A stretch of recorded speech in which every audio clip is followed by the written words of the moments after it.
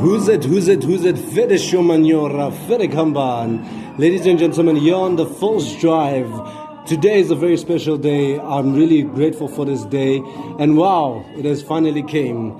Some people would say, Kid December boss. So ladies and gentlemen, today here on the PhilsDrive, we have a very special guest. Now, maybe you guys can take a guess, or let me just do the work as usual. So, ladies and gentlemen, today we have French-born, Cape Town-based, learning conversationalist, company director, and television host. Ladies and gentlemen, I would want you guys to know that this guy is blessed with a family and has abundance of energy. Like, I don't even know where that actually comes from, eh? Like, really, if you can see this man, you don't know where his energy comes from. But ladies and gentlemen, let's take this time to actually applaud Mr. Lionel Bourgeois. And if I said his surname wrong, please correct me. Hello, Piliso. Thank you very much for having me on your show. Lionel Bourgeois. But yes, you did quite well. Thank you very much. No, it's a pleasure. Like sometimes I do get it wrong, but yeah, it's okay. Because I was actually practicing your surname the whole time last night. And, I'd go to my sister and say, did I practice it right? Did I say it right? And it should be like, okay, say it again. Obviously, but nobody can get it right than you, the person self.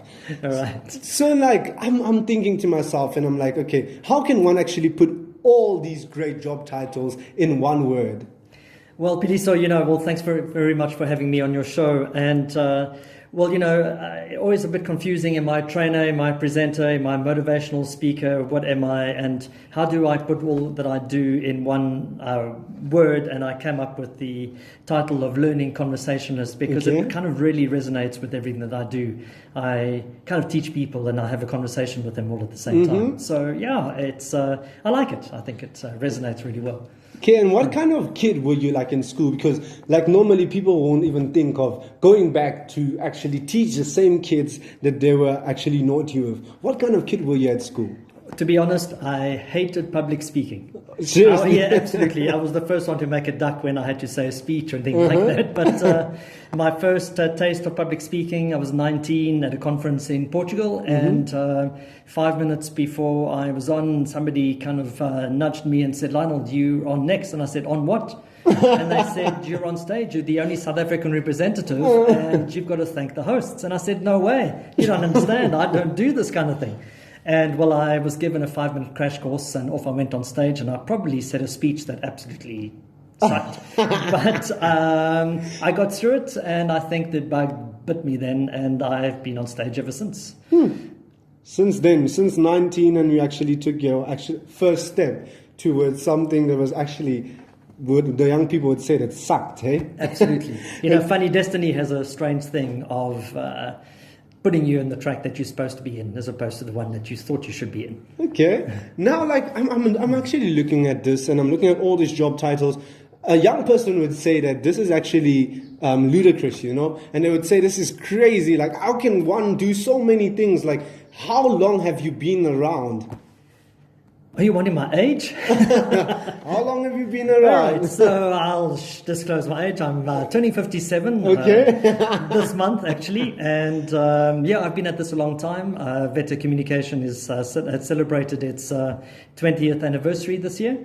But I've been in the spotlight a lot longer than that. And I've always had an absolute keen passion to share what I have to share. I've been blessed with a huge amount of training in my career, and when we opened Veta, it was all about giving back to the community. Now, I'm thinking, and I've been searching on your Facebook page and trying to get more information about you. You've been stalking and me. So on. Yeah, I think it's part of the job, hey, for you to actually really understand the kind of person. Yeah. So I saw this other picture on the yacht. Sometimes you're posing. Sometimes it looks like you're part of a James Bond cast or whatever. And I'm like, I think I've one question for this guy, but a lot of them will follow that says, Lionel, tell us about your crazy life, Okay, so yeah, apart from being a learning conversationalist, which is what I do for a living mostly, I was asked the other day, so Lionel, what work do you do? And I kind of had to sit back and think about that, and I said, I actually don't work.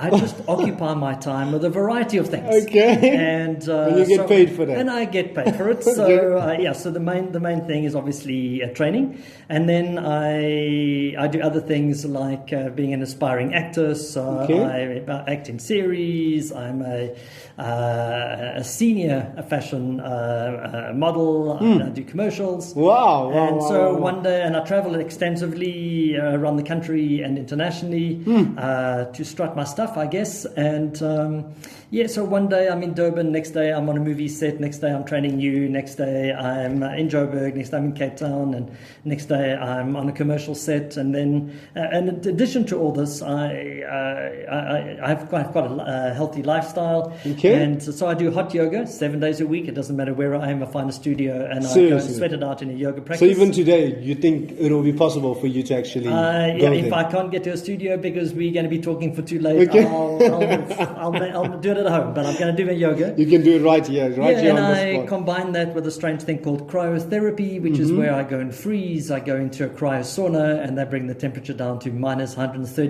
to minus 150 degrees centigrade. Yeah, I think that's what South Africa needs right now. It's very hot this side. Yeah, so it's really cold. We do it for 3 minutes, and but it's absolutely awesome. So I do the ice box, and I go straight into the hot yoga. Okay. And that's kind of how I keep fit. And then, of course, I do another strange thing. I do circus trapezing. Why?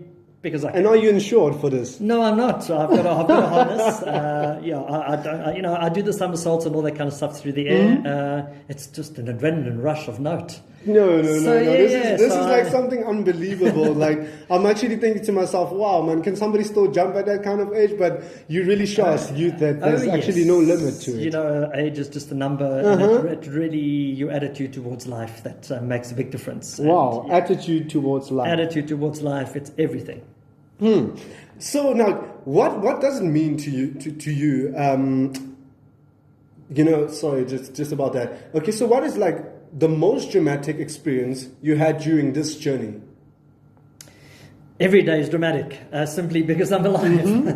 But I think the most memorable experience was when I trained a cleaner in a corporate company in 2008.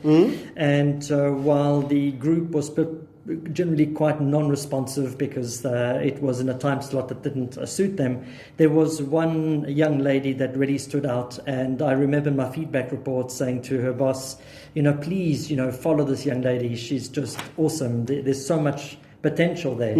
And to cut a very long story short, I was involved in quite a bit of a training over the years, and in April this year, her boss called me and said, Lionel, if you're in the area, won't you pop in? Okay. And I popped in, and I was given the honor of informing her that she was being promoted to manager. Wow. So for me, it was dramatic, it was emotional, it was beautiful. That's actually something very beautiful. Yeah, because and it's what happens in my work. I don't often get to see the rewards of what I do, but then I get to hear of what people have done, and it's they keep on saying, Lionel, it's thanks to you, but it's not thanks to me. It's the choices that a person has made honestly, man. to move forwards and to get out of the rut that they're in, and to listen to what I'm saying, and to just follow your life. And so that was, for me, maybe not dramatic, but certainly the most empowering.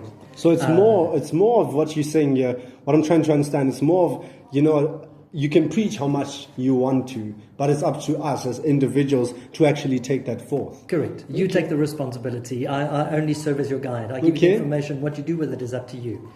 But some people take it on, and there's amazing changes in their lives. And for me, that's what's so heartwarming. And that's why I totally, totally love my job. So I can even see, like, in your job, you do work with young people, you do work with old people, and different kinds of people. Now, what feeling do you actually get when working with the youth and with the elderly? Pedisa, the youth totally inspire me. I love your generation. I love you guys simply because you're a lot more confident, you're curious, you ask questions, and you've got a mission in this world.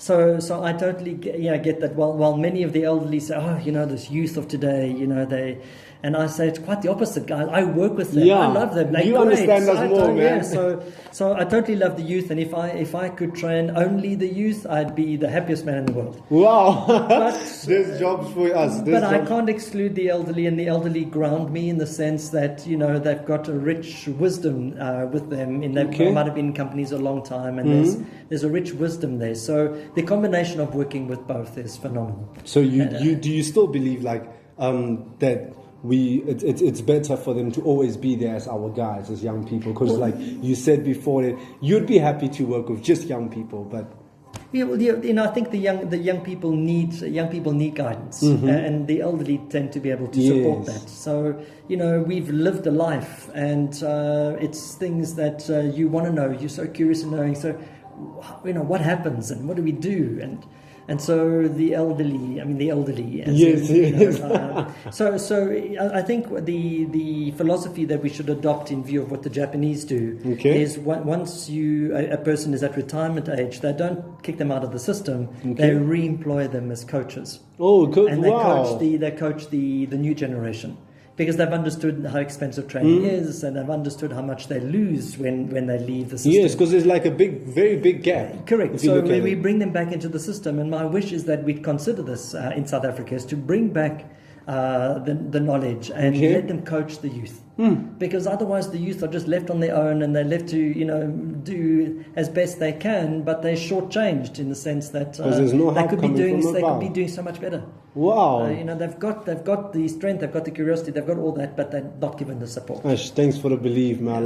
Sitting here as a young person, I really feel empowered as well. And it's always a great pleasure always to have advice from somebody that's above you, or that's more older and that has more wisdom. Let me just not say more older, but somebody that just has more wisdom in these kind of things. I think maybe, I might tag Ramaphosa soon enough for him to actually hear this. Maybe you would agree with what let's hope so. Yes. So you know what, it's been a long day, and we've been in studio for forever, but all good things come to an end, as the Word of God also says. And sometimes I believe that you changed my life for good. Thank you. The moment when we had a training with you, it was all about you actually making us see ourselves and taking that choice that, do you want to change from here? Do you want to adapt to the new kind of changes? And for you to actually look back to your mistakes that you have actually done as a young person, and to actually go back, because one thing that I've learned from you was that do not challenge the culture, do not challenge the manager that might be difficult or whatever. I'm not saying that he or she is difficult, but just as you spoke in general, and I took that and I was like, let me start working together with these kind of people, and because I know I might need them, and today we are, and I might say that I've been needing them ever since then, and there has been a lot of progress as well in my workspace as well. Great. So Great. Lionel, the words of wisdom that you gave to me won't be the same that you can give to somebody else out there. Sure. So I would love for you just to share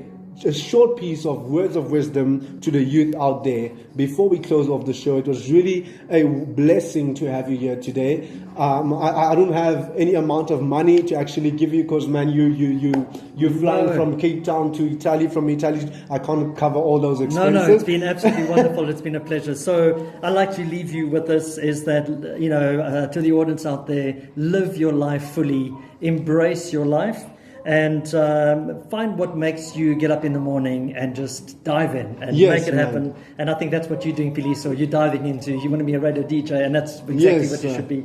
And so the last thing is, apart from following your passion, show up. Okay. Show up for you, show up for your life, show up for your colleagues, show up for your family, show up for your partner. Just show up. Put a big smile on your face and show up to this beautiful life and give it your best shot. Ladies and gentlemen, thank you very much, Lionel. It was really a blessing. Ladies and gentlemen, Lionel said to us, show up to whatever you do. It might be your family, your loved one, and even at work, things will be much better. Now, Lionel, we will let you know when this video will be out online as soon as possible. Thank you very much. And you know what? May you travel back home safe. And ladies and gentlemen, you there in the car, please tune in on the PhilsDrive whenever you can. Go online at Piliso Sibule at 14 and also on Facebook, the same name. Everything, you'll get me there. Enjoy life to the fullest. Thank you very much. Thank you.